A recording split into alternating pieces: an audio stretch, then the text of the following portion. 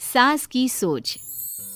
गौतम, जा अपनी जोरू को बोल, अभी थोड़ी देर में तैयार होकर नीचे आ जाना। वैसे भी सारे मेहमान आ चुके हैं। जी माँ। अरे गौतम की माँ, कब मिला रही हो अपनी बहू से? मैंने तो उसकी सुंदरता के बड़े चर्चे सुने हैं। आज हम भी तो देखे कितनी सुंदर है। वैसे मेरी बहू से तो कम ही होगी। काकी, भाभी इतनी सुंदर है ना कि हमको डर है कहीं किसी की बुरी नजर ना लग जाए। देखते हैं कितनी सुंदर है।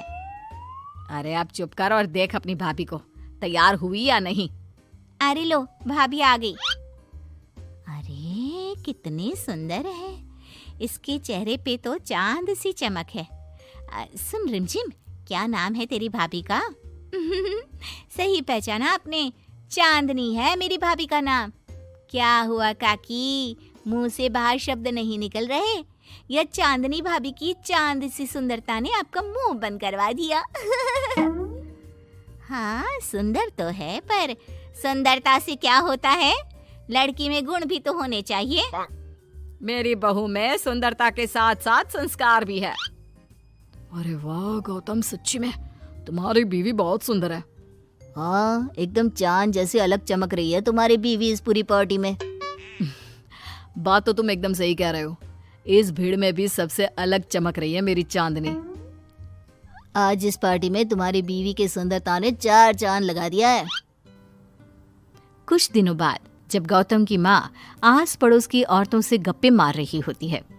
माँ जी, मेरी माँ की तबीयत थोड़ी खराब है, आप इजाजत दो तो क्या मैं और गौतम एक बार वहाँ हो आए? हाँ हाँ बहू, ठीक है। जब शाम को गौतम काम से आ जाए तो अपने मायके हो आना। ये क्या, उसने बोला और तुमने जाने दिया? हाँ, अभी उसने बताया तो सही, उसकी माँ की तबीयत खराब है। लेकिन तुमने जाने क्यों दिया? तुम्हें मना कर देना चाहिए था। लेकिन क्यों? अरे तुम्हारी बहू को अभी शादी किए थोड़े ही दिन हुए हैं और वो अपने मायके जा रही है।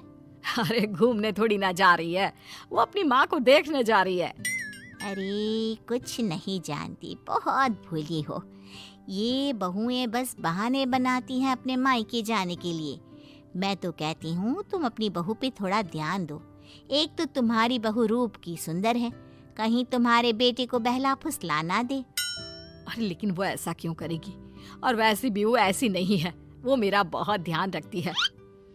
तुम ना आजकल के बच्चों को नहीं जानती।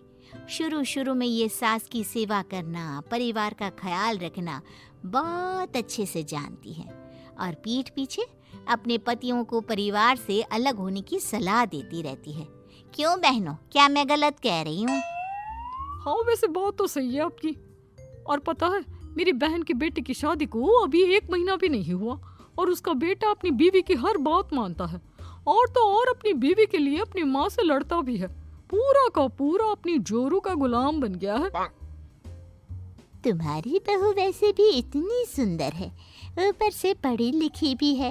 और आजकल की पढ़ी लिखी लड़कियां अपने पति को चिकनी चुपड़ी बातों में फंसाकर अपना काम निकलवाना जानती है। हाँ अरे हाँ, पर मेरी बहू चांदनी समझदार है।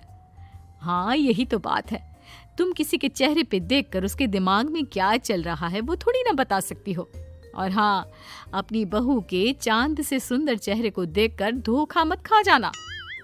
अरे जरूरी थोड़ी ना है जो इंसान चेहरे से सुंदर हो वो मन से भी सुंदर हो, क्योंकि चांद पे भी तो दाग होते हैं। थोड़ी देर बाद सभी अपने अपने घर चले जाते हैं। शाम को चांदनी और गौतम घर आते हैं। और बहू, माँ को देखाई? जी माँ जी, अब थोड़ा ठीक है। बहू, अब तुम्हारा घूमना फिरना हो गया हो तो घर के कामों में मेरा हाथ बटाओ। जी माँ जी। मेरा ये घुटनों का दर्द कभी भी शुरू हो जाता है। बहू, लगता है आज सारा काम तुझी को करना होगा। कोई बात नहीं माँ जी, काम ही तो है, काम तो होता रहेगा। आप पहले अपना ख्याल रखिए। ठीक है, अब तो इतना बोल ही रही है तो मैं अपने कमरे में आराम करने जा रही हूँ। अगले दिन सुबह जब गौतम ऑफिस के लिए निकल रहा होता है। माँ, अब कैसा है तुम्हारे घुटनों का दर्द? ज्यादा तो नहीं हो रहा? नहीं तो शाम को चांदनी आपको डॉक्टर के पास दिखाएगी। तुझे किसने बताया? बहू ने इतनी जल्दी तेरे पास मेरी चुगली भी कर दी? माँ माँ चुगली नहीं, उसे आपकी चिंता है इसलिए उसने मुझे बताया। उसे डर था कहीं आपका दर्द बढ़ ना जाए। थोड़ी देर बाद चांदनी वहाँ आती है। माँ जी, मैं सोच रही थी हम लोगों को अब किसी दूसरे घर में शिफ्ट हो जाना चाहिए। लेकिन क्यों? और अचानक से तुम्हें ये ख्याल क्यों आया? वो माँ जी, मेरी एक सहेली अपना घर बेच रही है और उसका घर गौतम के ऑफिस के पास पड़ता है। और देखिए ना, गौतम को यहाँ से ऑफिस कितना दूर पड़ता है और आपके लिए भी बाजार दूर पड़ता है। अगर हम वो घर खरीद लेते हैं तो हमारा कितना फ़ायदा है। गौतम को ऑफिस के लिए दूर नहीं जाना पड़ेगा और आपको जब शॉपिंग जाने का मन करे आप जा सकती हो। ऊपर से वो मेरी दोस्त है तो वो हमें घर थोड़े कम दाम में भी बेचेगी। हाँ, बात तो तुम सही कह रही हो। कोई जरूरत नहीं है घर बदलने की। और तू क्या अपनी बीवी के हाँ में हाँ मिला रहा है? लेकिन माँ, मैंने एक बार बोल दिया ना, तो बस अब इसके बारे में कोई बात नहीं होगी। और ये कहते हुए वो अपने कमरे में चली जाती है। चांदनी भी उनके पीछे पीछे चली जाती है। क्या हुआ माँ जी? मैं कुछ दिनों से देख रही हूँ आप कुछ अजीब सा बर्ताव कर रही हैं। क्या अजीब सा? ऐसा ही तो करती हूँ। अगर तू मुझसे घर के बारे में बात करने आई है तो पहले ही कह देती हूँ, बिल्कुल नहीं। नहीं माँ जी, घर के बारे में बात करने नहीं आई। माँ जी, मुझसे कोई गलती हो गई है क्या? अगर कोई गलती की है तो डांट दीजिए, बात कीजिए। पर माँ जी, ऐसा व्यवहार मत कीजिए। मैं बिल्कुल बुरा नहीं मानूंगी। और अगर आप अभी बताना नहीं चाहती तो आपका जब मन करे बता देना। मैं बस इतना ही कहने आई थी। कहीं मैं आस पड़ोस की औरतों की बातों में आके अपनी बहू के साथ गलत तो नहीं कर रही?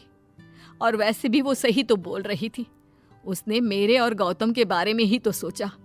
वो हमारे बारे में इतना सोच रही है और मैं दूसरों की बातों में आकर उस पर शक कर रही हूँ। कुछ दिनों बाद काकी गौतम के घर गौतम की माँ से मिलने आती है। और गौतम की माँ, कैसी हो?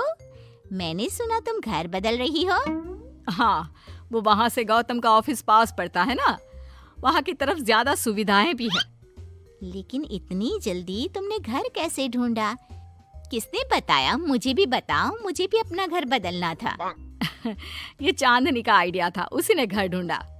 देखा, मैंने कहा था ना, इसने अभी से अलग घर ढूंढना भी शुरू कर दिया। देखो, इसमें मेरी भी रजामंदी है। और तुम क्या मेरी बहू की जासूसी करने यहाँ आती हो या मेरा हाल चाल पूछने? मैं तो बस। और एक बात मेरी ध्यान से सुन लो, मेरी बहू भी सुंदर है, उसका मन भी उसी की तरह सुंदर है। और एक बात, चांद में दाग जरूर होते हैं, पर जिस तरह आसमान के सभी तारे मिलकर चांद जैसी चमक नहीं दे सकते, उसी तरह मेरी बहू चांदनी की सुंदरता और खूबियों की बराबरी तुम्हारी या और किसी की बहू नहीं कर सकती। कहने की जरूरत नहीं। काकी कोई भी जवाब दिए बिना चुपचाप वहां से उठकर चली जाती है।